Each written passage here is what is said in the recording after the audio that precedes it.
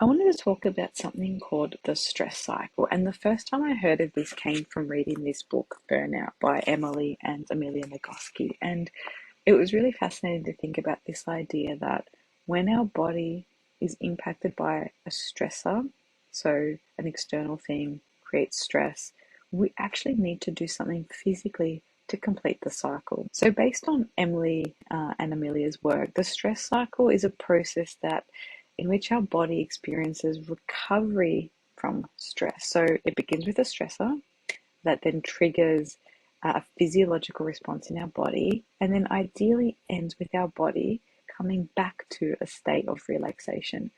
Not completing this cycle can lead to chronic stress, things like burnout, exhaustions, and feeling insufficient or ineffective.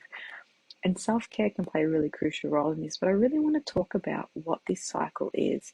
So, we start off with our brain being in a neutral state. And then we have a stressor. So a stressor is something that activates our stress. This can be anything that you see, hear, smell, taste, or touch.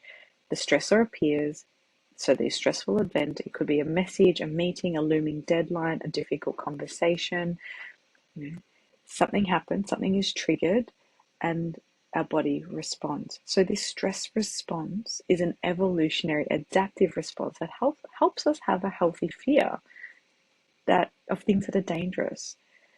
But in the hunter-gatherer days, if something was life-threatening, like there was a tiger running towards you, your nervous system and stress response would be activated, it would switch on, and then once that threat was gone, your body would know, oh, I'm no longer in danger. So in that activated response, our heart beats faster, our breath becomes shallower, and then when that threat's gone, you might go back to your fellow villagers, you jump, you cheer, you celebrate being alive, celebrate surviving, and that switch would go off. So what happens in this activation is the amygdala. So this is the almond-shaped part of our brain, activates the body's stress response system, our fight, flies, freeze response, and our bodies become full of stress. If the stress is then handled or disappears, you'd think that things would be okay, right? We can take a deep breath and it's all good. But just because you've dealt with the stressor, it doesn't mean that you've tackled the stress itself. We must engage in an activity that tells our body and our brain that it is safe, that it is no longer facing danger. We need to complete that cycle of stress. We need to do something that tells us it's safe. Okay, I can't stress that enough.